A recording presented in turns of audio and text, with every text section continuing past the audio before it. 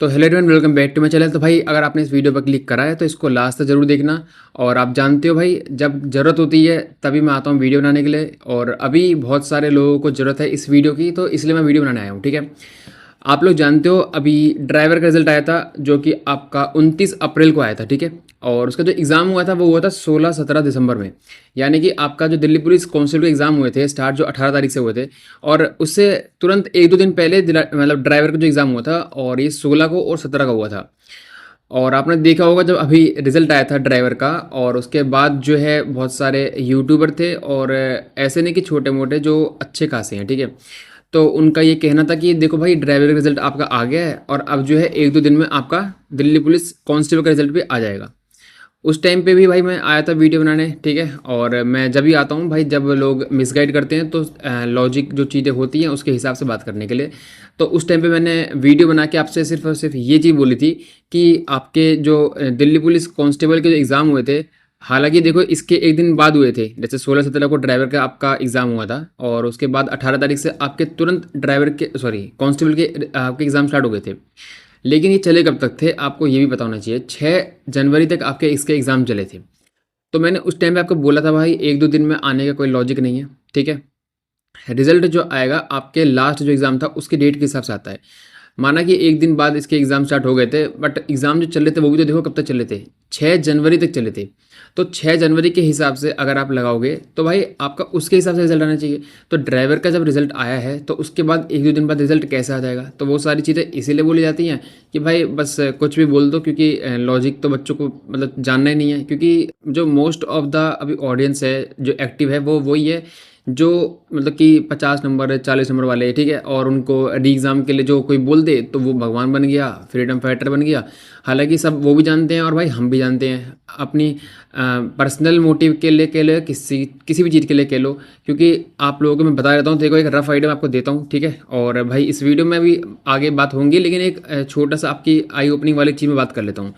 मैं अगर मान के चलूँ भाई, कोई छोटी से छोटी भी अकेडमी है। ठीक है, और अगर मैं मान के चलता हूँ, एक सेकंड रुको, अगर मान के चलता हूँ भाई कोई छोटी सी छोटी एकेडमी भी है। ठीक है, और उस पे 100 लोग हैं फिजिकल, जो भाई बंदे फिजिकल करने जा रहे हैं। ठीक है, और अगर 100 लोग हैं और मैं मान के चल रहा हूँ कि उन्होंने कांस्टेबल का एग्ज़ाम दिया जनवरी में। ठीक है, और आपकी एकेडमी ज्वाइन कर ली, उसके बाद 4 से 4.5 महीने हो चुके हैं। ठीक है, और चलो मैं 4 महीने मान लेता हूँ। ठीक है, हालांकि बहुत सारे बच्चे ऐसे होंगे जो पहले से कर रहे होंगे एग्ज़ाम की, जैसे कोई नवंबर से भी लगा होगा, कोई अक्टूबर से भी लगा होगा। लेकिन मैं मान के चल रहा हूँ जनवरी के एग्ज़ाम के बाद जो है लोगों ने अकेडमी ज्वाइन करी। 4 महीने हो गए आपके अभी, और 4 महीने प्लस ही हो गए हैं। तो उसके बाद में अगर मैं डाटा देखूं, ठीक है, तो 4 महीने का अगर मैं डाटा देखूं और 100 लोग की बात करूं, तो 100 इंटू 4 यानी कि 400 हो गया। ठीक है, 100 लोग आपके एकेडमी में हैं और 4 महीने के लिए। और मैं रफ आइडिया एक मिनिमम आपकी जो है फीस मान रहा हूँ, मिनिमम। ठीक है, क्योंकि ये मिनिमम बहुत कम बता रहा हूँ अपने हिसाब से, लेकिन बहुत कहीं कहीं तो बहुत लोग फीस ले रहे हैं। तो 400 इंटू 2000 में अगर करता हूँ तो ये 8 लाख बैठ रहा है। अब ये कौन सा अकेडमी वाला चाहेगा कि जल्दी से रिजल्ट आए? भाई मैं लॉजिकली आपसे पूछ रहा हूँ, कोई चाहेगा? क्योंकि आप लोगों को 4 महीने इन्होंने बोला कि हम री एग्ज़ाम करवा देंगे, एग्ज़ाम की भर्ती वो कर देंगे, ये कर देंगे, इन्वेस्टिगेशन। कुछ हुआ उसमें? कुछ भी नहीं हुआ। तो लॉजिकल जो चीज़ें थी उसके ऊपर मैं आता था जब ये लोग बोलते थे। तो भाई कुछ लोग ऐसे भी है जिन्होंने जेन्युइनली अपना एग्ज़ाम दिया था, वो चाहते थे कि भाई री एग्ज़ाम ना हो, भर्ती कैंसिल ना करवा दें ये लोग। तो वो लोग मेरे को मैसेज करते थे, तो मेरे को वीडियो बनाने आना पड़ता था। तो देखो आधी जो दिल्ली पुलिस काउंसिल की वीडियो जो मैंने बनी है वो इसी कारण बनी है कि इन लोगों ने गुमराह करा और मेरे को आगे रियलिटी बतानी पड़ी।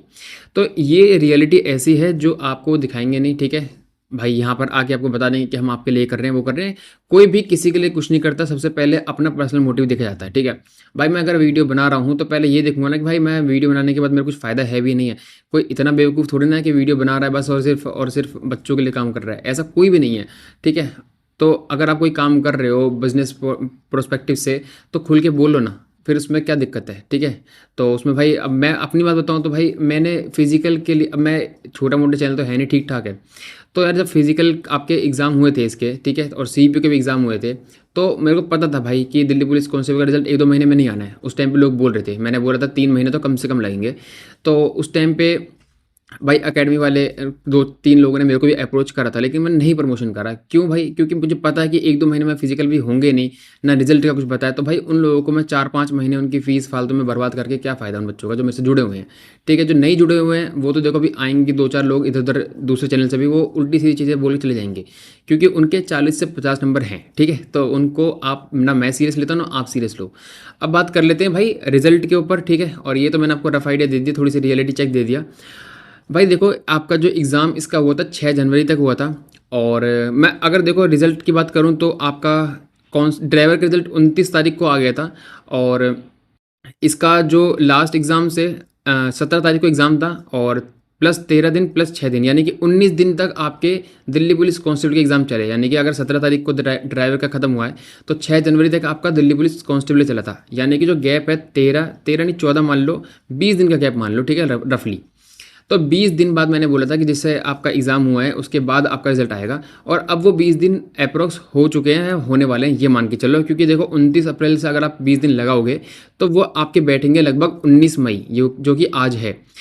तो मोस्ट प्रोबेबली भाई, मोस्ट प्रोबेबली आपका इस वीक में रिज़ल्ट आ जाएगा। हो सकता है कि आज कल में आ जाए। अब देखो एक मतलब एक्सटर्नल पॉइंट तो रहता ही है कि एसएससी क्या चाहती है, एसएससी के दिमाग में क्या है। अगर मैं मान के चलूँ, सारे लॉजिक लगा भी लूँ, लेकिन एसएससी अपने दिमाग से चले, अपने मतलब कुछ भी चले, अपने जो लॉजिकल चीज़ें हैं उसके हिसाब से चले ही ना, अपने मूड के हिसाब से चले, तो वो अलग चीज़ होगी। वो एक 1% वाली चांस बता रहा हूँ, लेकिन 99% चांस ये है कि आज या कल में रिजल्ट आ जाना चाहिए। मैक्सिमम इस वीक में रिजल्ट आ ही जाना चाहिए। अगर मैं आपको जो मैंने लॉजिक समझा दिया है, मैं कैसे बताता हूँ, ठीक है, कैसे मैं लॉजिक सेट करता हूँ, वो मैंने आपको यहाँ पर प्रूव करा है कि आप बोलो कि भाई कैसे कैसे। वो ऐसे कि दिल्ली पुलिस का जो ड्राइवर का रिजल्ट था वो आपका 29 अप्रैल को आया था, उससे अगर 20 मैं दिन आगे करूँ तो 19 मई बैठती है, 19 मई 20 मई। तो आज या कल मैं इसलिए कह रहा हूँ कि रिजल्ट आ जाना चाहिए, ठीक है। और रही बात री एग्ज़ाम की, इन्वेस्टिगेशन की, ऐसा कुछ भी नहीं हो रहा है भाई इन्वेस्टिगेशन का। भाई बस आपको लॉलीपॉप पकड़ाई जा रहा है कि आप लोग जो है एकेडमी में बने रहो और आपकी फ़ीस वहाँ देते रहो, माँ बाप का पैसा वेस्ट करते रहो, और धूप में भाई फालतू में अपना सर खपाओ, ठीक है। रनिंग, भाई रनिंग के लिए बहुत लोग कह रहे हैं कि हम तो यार रनिंग करते करते पागल हो गए, ठीक है। तो यार देखो सारी चीज़ें एकदम पॉइंट टू पॉइंट आपकी सारी चीज़ें सही हैं, ठीक है। लेकिन आप लोगों को ये चीज़ें पता होनी चाहिए कि जो जैसे रिजल्ट एसएससी दे रहा है तो उसी के हिसाब से देगा। ये नहीं है कि भाई अब मूड हुआ तो भाई अब जैसे ड्राइवर का रिजल्ट है आ गया तो बोल दो कुछ भी कि 1-2 दिन में एसएससी इसका रिजल्ट दे देगा। नहीं भाई, जो चीज़ें हैं एटलीस्ट उतना टाइम तो एसएससी लेगी। उसके बाद कितना टाइम लेती है वो एसएससी के ऊपर है। लेकिन आप लोगों को मैंने बता दिया कि कैसा कैसा होने वाली है। रही बात कट ऑफ की, इन लोगों ने ये भी बोला, आप लोगों को बहुत गुमराह करा कि ड्राइवर में तो भाई इतनी कट ऑफ चलेगी, अब कांस्टेबल की भी क्या 75-80 इतनी जाएगी। उस टाइम पे मेरे को वीडियो बनानी पड़ी। मेरा मन नहीं करता, सही बताऊं भाई, ठीक है। वो मेरे को वीडियो फिर बनानी पड़ती है। मैंने आपको वहाँ पर प्रूफ करा के एकदम डिटेल में मैंने वीडियो बनाई, और उसमें मैंने बताया कि भाई ड्राइवर के जो आपके एक तो वैकेंसी कम थी, ठीक है।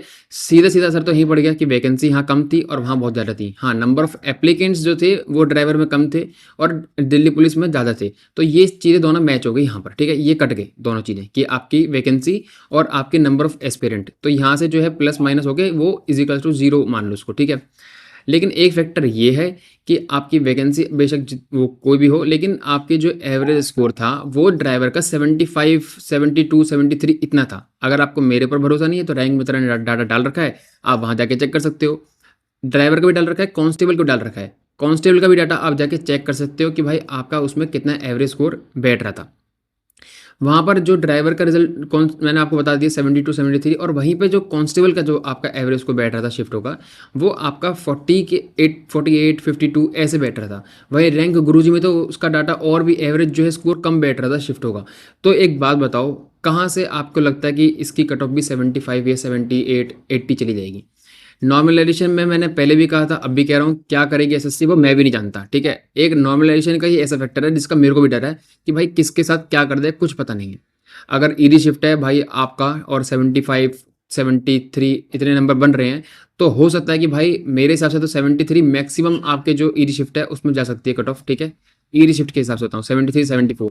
अगर लेकिन इन्होंने माइनस कर दिए 10-15 नंबर तो फिर यहाँ दिक्कत हो जाएगी। यहाँ पर फिर मैं ना मैं कुछ कर पाऊँगा, ना कोई आपका अदर टीचर या कोई भी। फिर वो एसएससी का ही भाई रोल उसमें रहेगा, और उसमें सीजीएल हो, सीएचएसएल हो, चाहे बाकी के एग्ज़ाम हो, उसमें एसएससी ने करा है लोगों के साथ कि एक ही शिफ्ट में 2-2 बंदों के अलग-अलग नॉमिनेशन कर रखा है। तो वो एक चीज़ ऐसी जो है जो हमारे हाथ में है ही नहीं, और उसमें ना हम सीजीएल में कुछ कर पाए, ना सीएचएसएल में, और दिल्ली पुलिस के रिजल्ट में भी अगर आता है कांस्टेबल में ऐसा, तो उसमें भी हमारे हाथ में कुछ रहेगा नहीं।